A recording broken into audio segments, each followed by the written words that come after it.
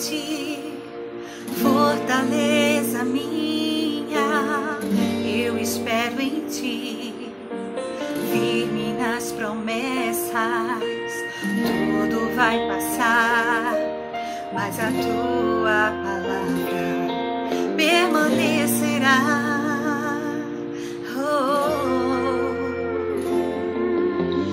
Me rendi a ti, rasguei meu coração, fiel permaneci, mesmo quando o sol se pôs, eu te louvei, te adorei, minha vida é tua, meu coração te dei.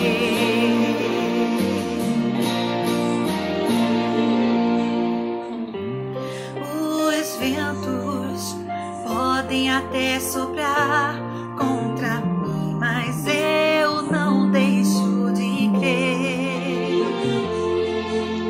Tuas promessas protegi, guardei no coração, e da tua palavra eu não abro mão.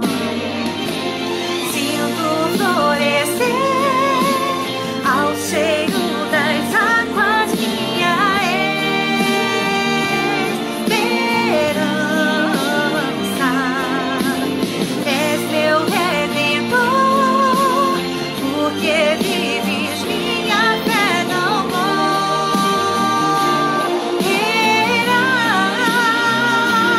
O Senhor não falhará.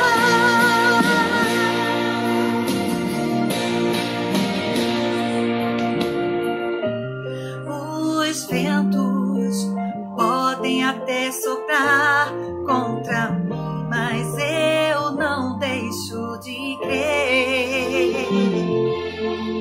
Tuas promessas protegi, guardei no coração, e da tua palavra eu não abro mão.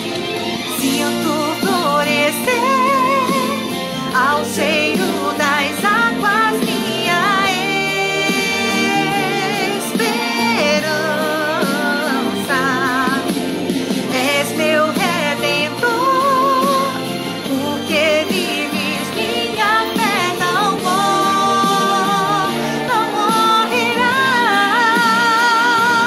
O Senhor não falhará.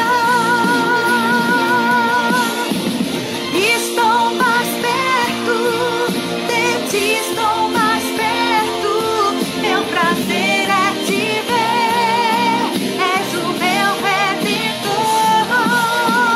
Estou mais perto de ti, estou mais perto, meu prazer é te ver, és o meu redentor.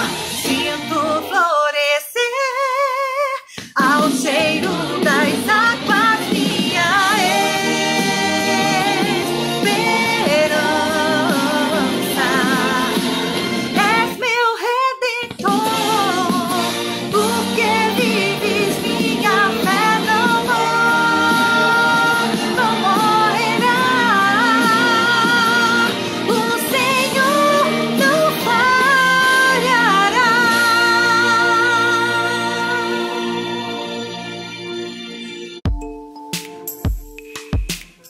Olá, meus queridos, bom dia! Hoje eu quero meditar com você dentro da passagem da Escritura que se encontra na segunda carta de Paulo aos Coríntios, ou à igreja que estava na cidade de Corinto, na Grécia. E o capítulo que lerei é o 12 e a partir do verso 7. E nos diz assim: E para que não me exaltasse pela excelência das revelações, foi-me dado um espinho na carne, a saber, um mensageiro de Satanás, para me esbofetear, a fim de não me exaltar. Acerca do qual 3 vezes orei ao Senhor para que se desviasse de mim. E ele me disse: a minha graça te basta, porque o meu poder se aperfeiçoa na fraqueza. De boa vontade, pois, me gloriarei nas minhas fraquezas, para que em mim habite o poder de Cristo. Por isso sinto prazer nas fraquezas, nas injúrias, nas necessidades, nas perseguições, nas angústias por amor a Cristo, porque quando estou fraco, então sou forte. A Bíblia diz que depois que os nossos pais, Adão e Eva, pecaram, desobedeceram a Deus, movidos por incredulidade, ou seja, eles preferiram acreditar na palavra da serpente a acreditar na palavra que Deus lhes tinha dito. E por incredulidade, eles desobedeceram a Deus. E a desobediência gerou uma catástrofe intergaláctica, porque toda a criação de Deus foi afetada pela desobediência dos nossos pais. E a partir disso, a Bíblia nos diz no relato do Gênesis, no capítulo 3, que a partir do pecado de Adão e Eva, a terra começou a produzir cardos e abrolhos. Ou seja, a terra começou a produzir plantas espinhosas. Em última análise, a terra passa a produzir espinhos. E os espinhos ali, eles não só são literais, mas também a vida humana passou a ser marcada pelos espinhos. Espinhos ferem, machucam, espinhos magoam, espinhos causam dor e causam incômodo. A vida, ela é marcada por espinhos. A vida é marcada por acontecimentos, por circunstâncias, por experiências, por palavras que nos ferem, que nos geram dor, que nos trazem angústia, que nos deixam inquietos, como que se estivéssemos sofrendo de uma dor crônica. Assim são os espinhos da vida. E nessa passagem, que não é uma passagem de fácil interpretação, é preciso um exercício um pouco maior para entender o que está acontecendo aqui, o apóstolo Paulo passou por uma epifania, ou até mais que isso, o apóstolo Paulo passou por uma espécie de arrebatamento em espírito. Ele é levado ao que chamou de terceiro céu. Apenas para a gente entender, o primeiro céu é aquele que está à nossa vista. É esse bonito que a gente vê quando olha para cima e vemos as nuvens, os pássaros, enfim, numa cidade como a nossa, os aviões. Esse firmamento é o primeiro céu. O segundo céu, segundo a Bíblia, é aquele marcado pelos planetas, pelas estrelas, pelo sistema solar, pelas galáxias, enfim, essa dimensão que para nós ainda é muito nova e que o ser humano luta ao longo das décadas para, inclusive, dominar com missões espaciais. Esse é o segundo céu. O terceiro céu, segundo a palavra de Deus, é esse que trata da habitação de Deus. É onde está o trono de Deus. É onde estão os anjos. É uma dimensão imanente, é uma dimensão para além da nossa realidade palpável e tangível, porém real. Por não podermos contactá-la, vivenciá-la de maneira tangível, não quer dizer que ela não exista. Paulo foi arrebatado ao terceiro céu. E ele viu coisas extraordinárias. Se você ler o capítulo 12, a partir do verso 1, ele diz que são coisas que ao homem não é lícito dizer. Ele viu coisas, aliás, inexprimíveis, que não dá para expressar com palavras, são inexplicáveis, sob o ponto de vista da nossa limitação terrena. E ele diz que, para que ele não se exaltasse pela visão que ele teve, Deus permitiu que ele recebesse um espinho na carne. Ele chamou isso espinho na carne. É algo figurativo, mas alguma coisa que lhe prostrou. E ele diz que isso era também um mensageiro de Satanás. Veja que expressões fortes. Tudo para que ele não se exaltasse. E esse espinho, como ele chama, o esbofeteava, o prostrava. E ele ora a Deus pedindo que tire aquilo da vida dele. Pelo menos por 3 vezes ele diz que rogou ao Senhor, pedindo que tirasse aquilo de sua vida.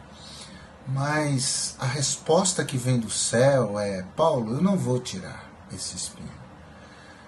A minha graça te basta, que o meu poder se aperfeiçoa na tua fraqueza, na tua limitação, nesse espinho que você tem aí na tua carne. Nós não sabemos qual é a natureza desse espinho. Os eruditos, eles se dividem em várias opiniões, e esse não é o nosso assunto. Mas eu quero apenas dizer que todos nós temos um espinho. Quando a Bíblia não revela qual era o espinho de Paulo, é exatamente para isso. Para que eu, que tenho meu espinho ou meus espinhos, me identifique com Paulo. Você que tem espinhos na sua vida, coisas que geram essa dor crônica, pode se identificar também com o apóstolo Paulo. E aqui 3 lições que eu quero muito objetivamente compartilhar com você. A primeira lição é a que diz que Deus permite os espinhos. O apóstolo Paulo diz no verso 7 que foi-lhe dado esse espinho na carne. E Deus permite espinhos na vida da gente. Nós não somos super-homens e nem mulheres maravilhas. Nós somos parte, somos membros da grande família humana. E estamos expostos a todas as dores e dificuldades que este mundo oferece e contém. Jesus disse: no mundo tereis aflições. O salmista disse: muitas são as aflições do justo. Todo mundo sofre. E na escala do sofrimento, existe gente sofrendo mais que a gente. E existe gente sofrendo menos do que a gente. O fato é que os espinhos são inerentes à nossa humanidade. E aqui e ali nós estamos sendo espetados por um espinho, quer seja na família, quer seja na saúde, quer seja na questão profissional, no emprego, quer seja no relacionamento conjugal, ou um problema com o filho, ou alguém que é vizinho nosso e que é um espinho na vida da gente. Coisas da vida. Não é questão de ser bom ou ruim, justo ou injusto. É questão que a vida é cheia de espinhos. E estar vivo implica em aqui e ali estar se espetando num espinho como esse. E Deus permite. A segunda lição é a que diz que Deus não só permite os espinhos, mas Deus também tem um propósito nos espinhos. O apóstolo Paulo diz que aquele espinho lhe foi dado para que ele não se exaltasse. No caso dele, parece-me que o calcanhar de Aquiles era o orgulho, era a vaidade, era a soberba. E Deus permite uma situação espinhosa em sua vida, lhe visitando com constância, para que ele baixe a bola, para que ele não se ache a última bolacha do pacote, para que ele se mantenha humilde. E de fato essa é uma função muito eficaz dos espinhos da vida, nos manter humildes, mostrar que nós não somos nada, mostrar que nós não temos força em nós mesmos, mostrar que devemos ter compaixão dos que sofrem, porque amanhã pode ser a gente. Mostrar que de fato nós temos áreas da vida da gente que são quebradas quando o espinho finca mais fundo, quando a dor é mais doída. Então a gente pede ajuda, a gente pede socorro, a gente se humilha, a gente se torna mais misericordioso, mais compassivo, mais humano, mais sensível à dor do outro, porque só quem sofreu pode avaliar quem sofreu. pode se identificar, pode ter o mesmo sentir. Só quem sofreu tem palavras de puro mel que transmitem todo calor para quem precisa de amor. São palavras do poeta cristão Sérgio Paulo Muniz Pimenta, das quais eu muito gosto. Os espinhos da vida nos tornam gente, e não semi-arrebatados, e não sobre-humanos. E a terceira lição que esse texto me traz é que não só Deus permite os espinhos, não só Deus tem um propósito nos espinhos, mas também que Deus tem poder sobre os espinhos. Porque ele ora, Paulo ora a Deus, dizendo, tire isso de mim, por favor, e Deus diz, eu não vou tirar. Você vai viver da minha graça. A minha graça te basta. E o que é graça de Deus? Graça de Deus é favor que a gente não merece. Graça de Deus é a boa intenção do Eterno para conosco, embora nós não mereçamos. Ele tem uma boa intenção e tem uma boa atitude para conosco, um ato imerecido que Deus faz por sua bondade para conosco e para o nosso bem. E Deus diz, o meu poder, Paulo, vai se aperfeiçoar na tua fraqueza. É por causa desse espinho que você se mantém humilde aos meus pés. É por causa desse espinho que você não se vê maior do que você realmente é. E essa, para mim, é a maior definição de humildade.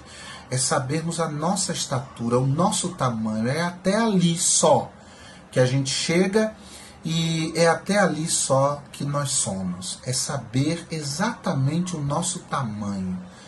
Isso é humildade. E os espinhos, portanto, deixavam Paulo entender que aquele era o seu limite, aquele era o seu tamanho. E ele passa a depender da graça de Deus para tudo, porque ele não se vê mais do que de fato é.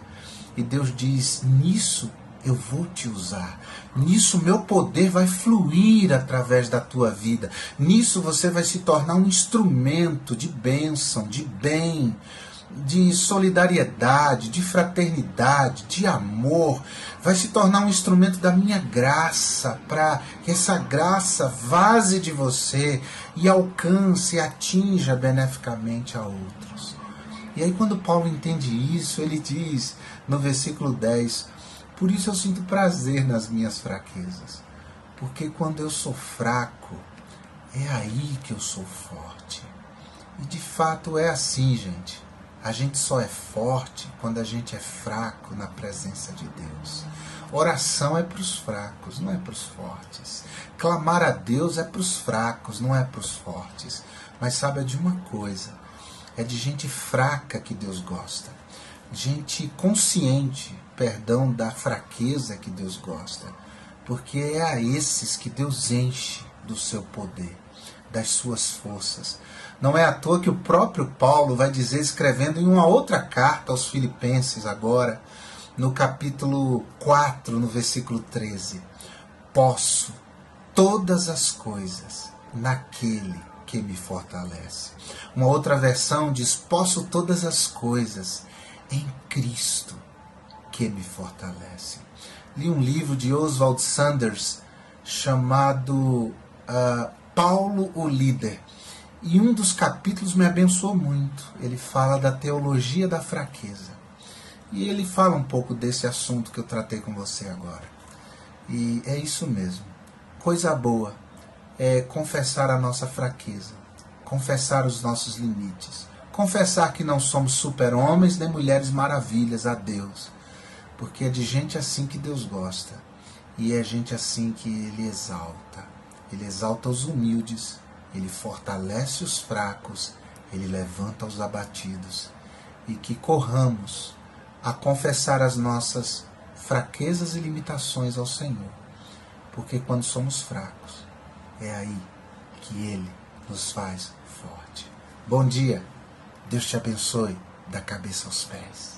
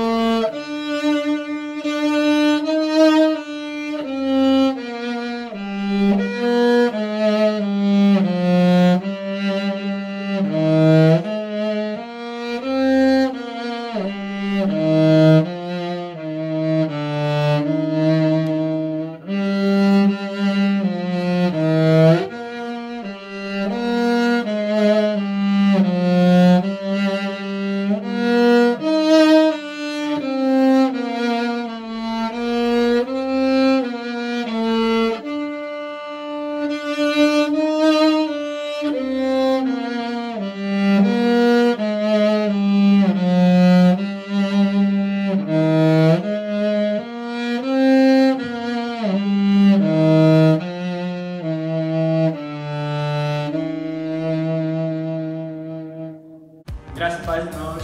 Esse é o nosso novo projeto e canal chamado Interlúdio com Deus, onde iremos postar breves reflexões e louvor dedicado ao nosso Senhor e Salvador. Então, se não quiser perder nada, ativa o sininho aí, se inscreve e fica atento nas próximas novidades.